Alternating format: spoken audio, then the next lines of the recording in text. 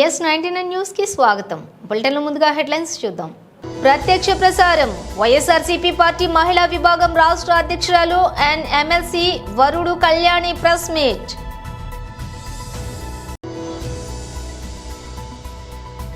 Party కేంద్ర కార్యాలయంలో రాష్ట్ర విద్యార్థి విభాగం వర్కింగ్ ప్రెసిడెంట్ శ్రీ ఏ రవిచంద్ర బైట్. రాజమౌళి మహేష్ బాబు ప్రాజెక్ట్ షురు.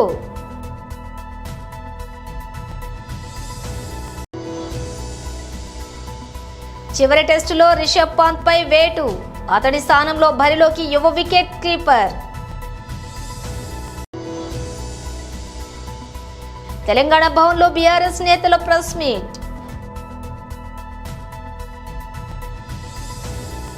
ఇక డీటెయిల్స్ చూస్తే ప్రత్యక్ష ప్రసారం వైఎస్ఆర్సీపీ పార్టీ మహిళా విభాగం రాష్ట్ర అధ్యక్షురాలు and MLC Varudu Kalyani press meet నిర్వహించారు. ఎందుకంటే మనం చూసాం, ఈ కూటమి ప్రభుత్వం అధికారంలోకి వచ్చి 7 నెలల పాలన అయింది. 7 నెలల పాలనలో ప్రజల్ని, అందులో ముఖ్యంగా మహిళల్ని, జనాభాలో 50% పైగా ఉన్న మహిళల్ని నట్టేట ముంచారు. చంద్రబాబు నాయుడు గారు ఏ వర్గాన్ని మోసం చేయకుండా వదలలేదు.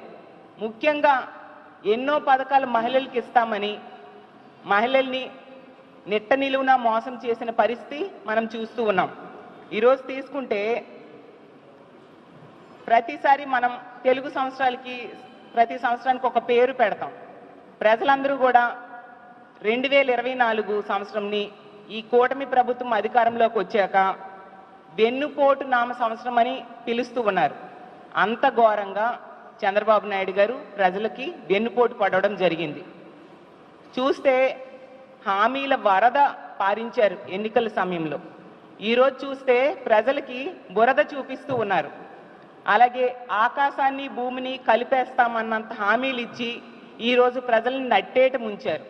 చంద్రబాబు నాయుడు గారట విజనరీ పాలన ఇస్తానని చెప్పారు. ఈరోజు హామీలు మర్చిపోయే గజనీ పాలన ఈ 7 నెలల్లో మనం చూసాం.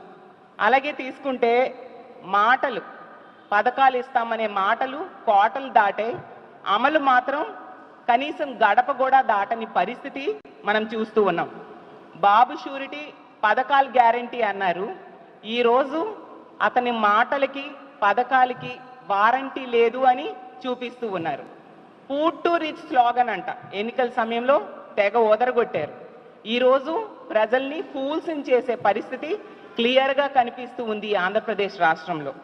అలాగే మనం తీసుకుంటే ప్రతి దగ్గర కూడా, ప్రతి వర్గానికి కూడా చంద్రబాబు నాయుడు గారు ముఖ్యమంత్రి అయ్యాక మోసం చేయడం వలన ప్రజలందరూ 7 నెలల పాలన ఎలా ఉంది అంటే ప్రజలు చెప్తూ ఉన్నారు, ఏడిపించే పాలన చంద్రబాబు నాయుడు గారు చేశారు అని చెప్పి ప్రతి ఒక్క ప్రజలు చెప్తూ ఉండే పరిస్థితి.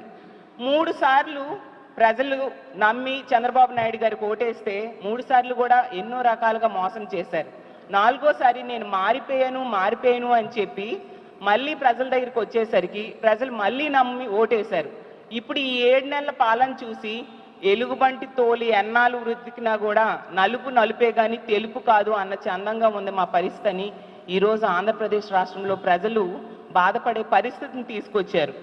అసలు ఎన్నికల టైంలో పవన్ కళ్యాణ్ గారు, అలాగే చంద్రబాబు నాయుడు గారు, కూటమి అభ్యర్థులు ఎన్నెన్ని హామీలు ఇచ్చారు. సూపర్ 6 అంట. సూపర్ 6 ఈరోజు ఒక్కటి కూడా అమలు కాని పరిస్థితి మనం క్లియర్గా చూస్తూ ఉన్నాం. సూపర్ 6 ఈరోజు సూపర్ షాక్గా మారిపోయింది. మహాశక్తి మహామోసంగా మారిపోయింది. పార్టీ కేంద్ర కార్యాలయంలోని రాష్ట్ర విద్యార్థి విభాగం వర్కింగ్ ప్రెసిడెంట్ శ్రీ ఏ రవిచంద్ర బైట్. తేదీలు ఇస్తుందని ఎదురు చూస్తూ ఉన్నారు. ప్రభుత్వం తేదీలు ఇవ్వకుండా కాలయాపనతోటి ఈరోజు నిరుద్యోగుల జీవితాలతో చెలగాటమాడుతూ ఉంది. వాస్తవంగా అధికారం చేపట్టక ముందు చంద్రబాబు నాయుడు గారు, నేను అధికారం చేపడితే మెగా డిఎస్సితో 25,000 టీచర్ పోస్టులు భర్తీ చేస్తామని హామీ ఇచ్చాడు ఎన్నికల్లో. ప్రతి ఊరా జరిగిన మీటింగ్లో నిరుద్యోగుల్ని మోసం చేసే విధంగా 25,000 పోస్టులు ఇస్తామని నమ్మవలికి హామీ ఇచ్చి అధికారం చేపట్టాక మెగా డిఎస్సి పేరుతోటి 16,347 పోస్టులు మాత్రమే రిలీజ్ చేశాడు.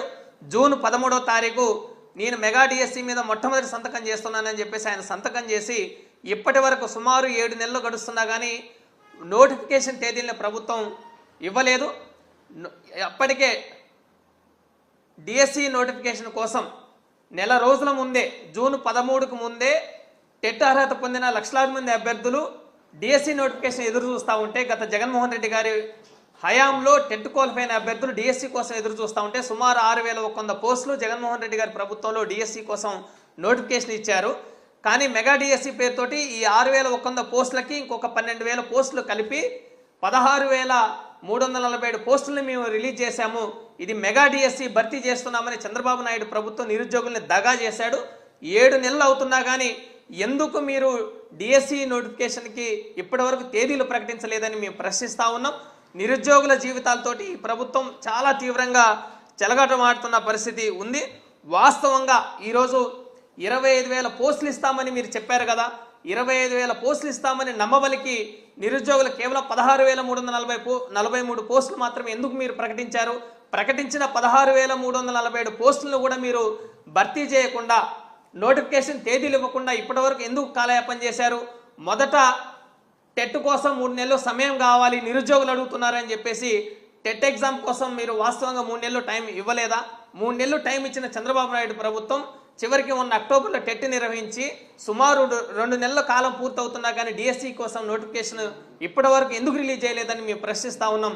చంద్రబాబు నాయుడు ప్రభుత్వం నిరుద్యోగుల జీవితాలతో చెలగాటమాడే విధంగానే రోజుకో ప్రకటన డిఎస్సి మీద ఇస్తూ ఉంది. వాస్తవంగా మొన్న నవంబర్ 6వ తారీఖు కూడా డిఎస్సి నోటిఫికేషన్ ఇస్తామని పాఠశాల విద్యాశాఖ ప్రిపేర్ చేసింది. కానీ ఇవ్వకుండా ప్రభుత్వమే దీన్ని కాలయాపన చేసే విధంగా పొడిగిస్తూ ఉంది. టెట్ అర్హత పొందిన 1,87,000 మంది నిరుద్యోగులు ఈరోజు డిఎస్సి నోటిఫికేషన్ కోసం ఎదురు చూస్తూ ఉన్నారు. అంటే ఒక్క పోస్టుకి 11,439 మంది అభ్యర్థులు పోటీ పడతా ఉన్నారు. ప్రభుత్వ టీచర్ కోసం అభ్యర్థులు ఎదురు చూస్తూ ఉన్నారు. మీరు డిఎస్సి నోటిఫికేషన్ ఇవ్వకుండా ఈరోజు కాలయాపన చేస్తూ ఉన్నారు. మొన్నటి వరకు నిరుద్యోగులు సమయం అడిగారని మీరు నిరుద్యోగులు మభ్యపెట్టే విధంగా కాలయాపన చేశారు. ఈరోజు ఎస్సీ వర్గీకరణ జిల్లాలో పరిధిలో ఉంది కాబట్టి ఏకసభ్య కమిషన్ జిల్లాలో పర్యటనలు చేస్తుంది కాబట్టి దీనికి సమయం కావాలని మళ్ళీ ఎస్సీ వర్గీకరణ అంశాన్ని ముందుకు తీసుకొచ్చి ఈరోజు ప్రముఖ డైరెక్టర్ ఎస్ఎస్ రాజమౌళి దర్శకత్వంలో ప్రిన్స్ మహేష్ బాబు హీరోగా ఓ సినిమా రానున్న విషయం తెలిసిందే. SSMB 29 పేరుతోటి ప్రచారంలో ఉన్న ఈ ప్రాజెక్టు తాజాగా పూజా కార్యక్రమం జరుపుకుంటున్నట్లు సమాచారం. గురువారం ఈ సినిమాకు సంబంధించిన ఓపెనింగ్ వేడుక హైదరాబాద్లో జరిగినట్లు తెలుస్తోంది.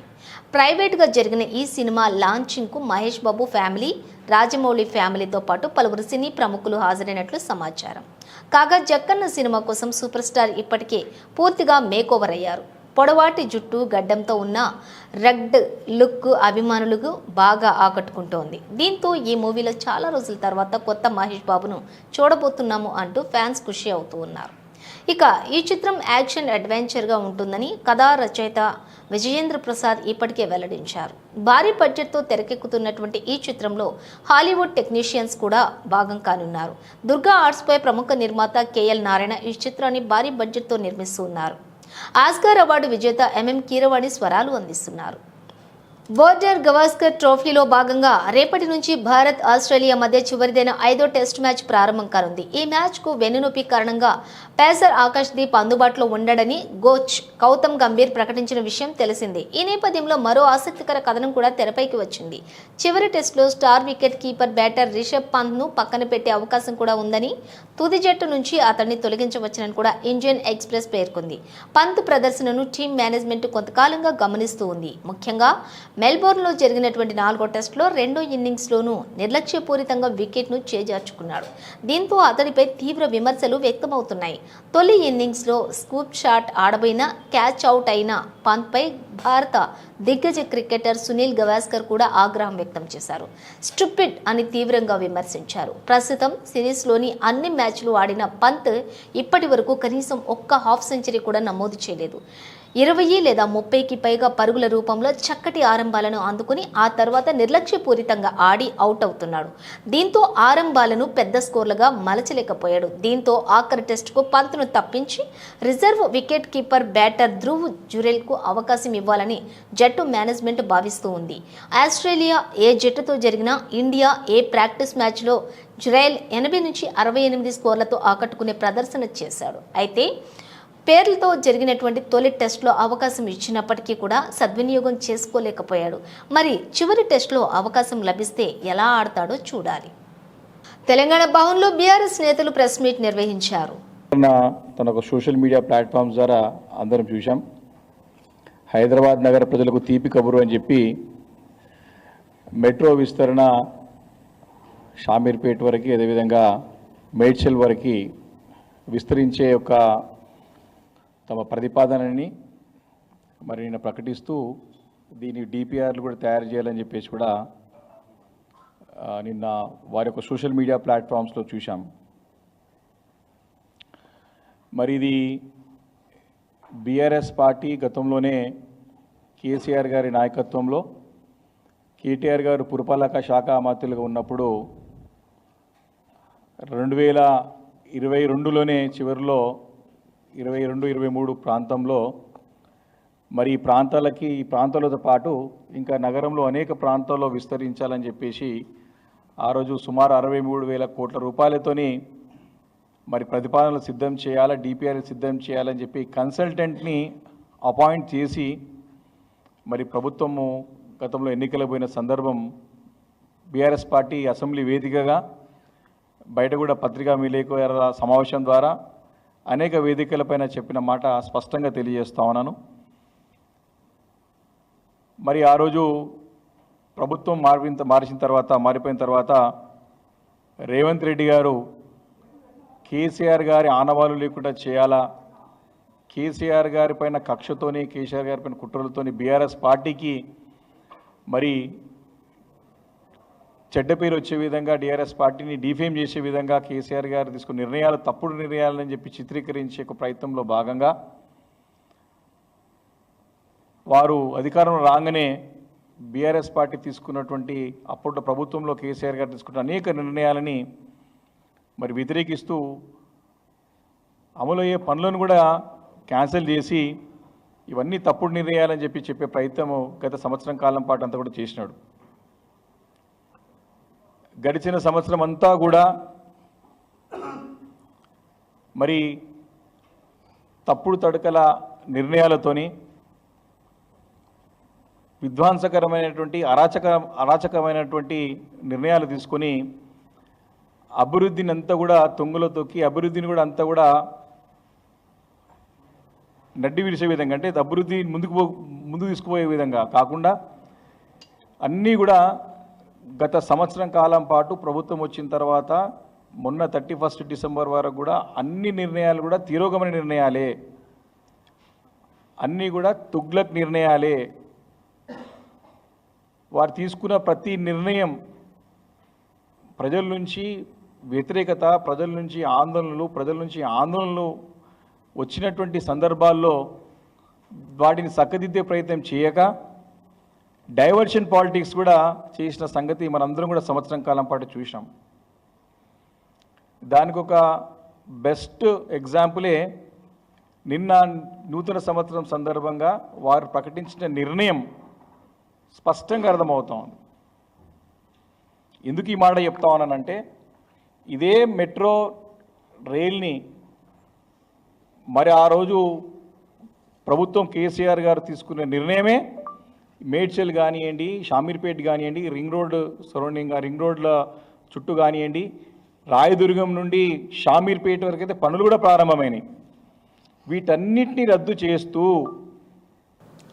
పెద్దపల్లి జిల్లా గోదావరి కాని స్థానిక 6వ డివిజన్ సప్తగిరి కాలనీలోని టీయూఎఫ్ఐడిసి నిధులను 2 కోట్లతో చేపట్టబోయే అభివృద్ధి పనులను సప్తగిరి కాలనీలోని ఓపెన్ డ్రైవ్ కాల్వర్ట్ను రామగుండం నియోజకవర్గం శాసనసభ్యులు మక్కన్ సింగ్ రాజ్ ఠాకూర్ శంకుస్థాపన చేశారు. ఈ కార్యక్రమంలోని అదనపు collector Arunasri, Congress party senior నాయకులు, కార్యకర్తలు, డివిజన్ ప్రజలు తదితరులు పాల్గొన్నారు.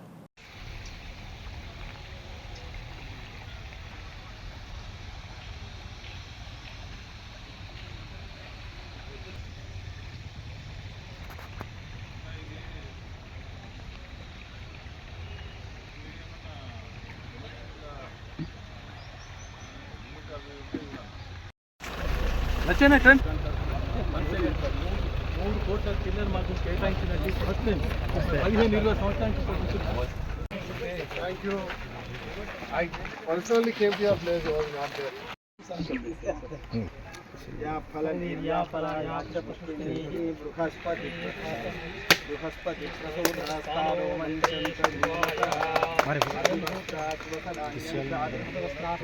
पूजमाना अभिचिंता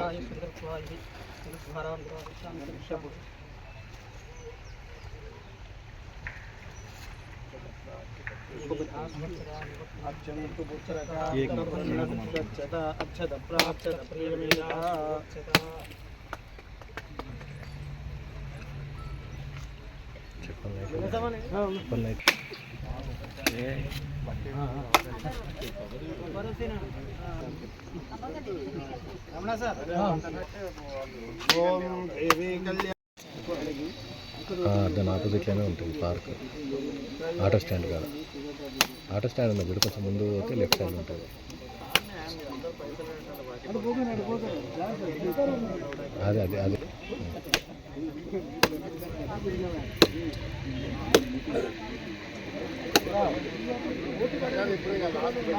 ప్రజలకు మరొకసారి నూతన సంవత్సర శుభాకాంక్షలు.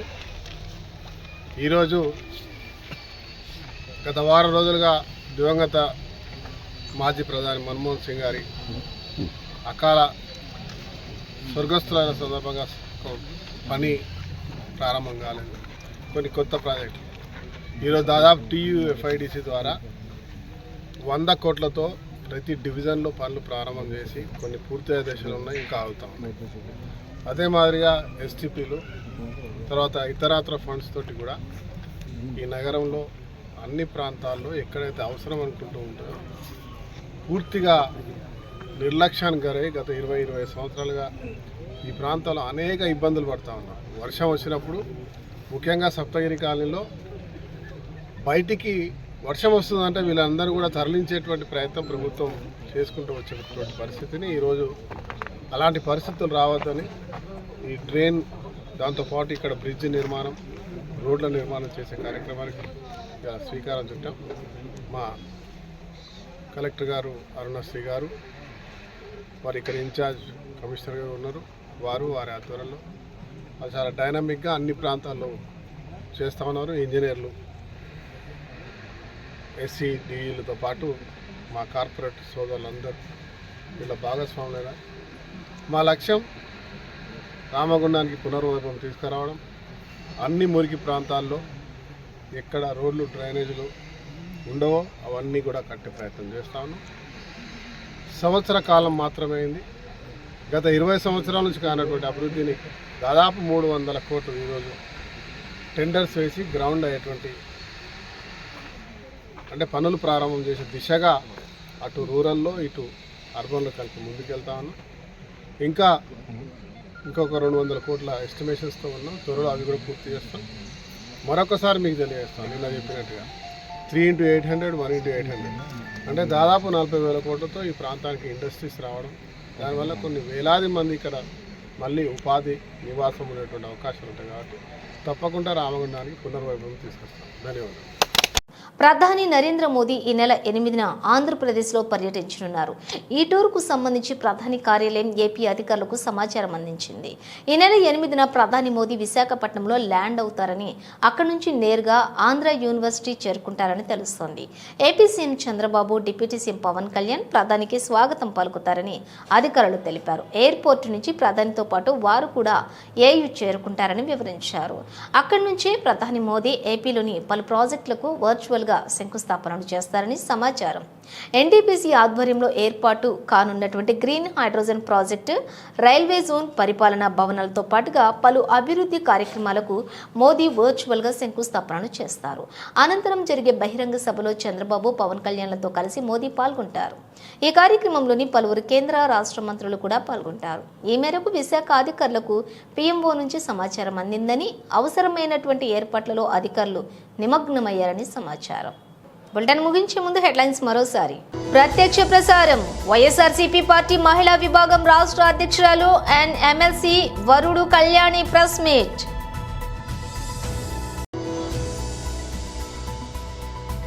పార్టీ కేంద్ర కార్యాలయంలో రాష్ట్ర విద్యార్థి విభాగం వర్కింగ్ ప్రెసిడెంట్ శ్రీ ఏ రవిచంద్ర బైట్. రాజమౌళి మహేష్ బాబు ప్రాజెక్ట్ షురు.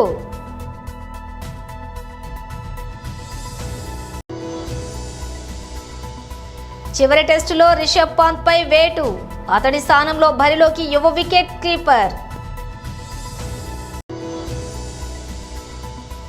తెలంగాణ భవన్లో బీఆర్ఎస్ నేతల ప్రెస్ మీట్. ఇవి బులెటిన్ విశేషాలు. మరో బులెటిన్తో మళ్ళీ కలుద్దాం.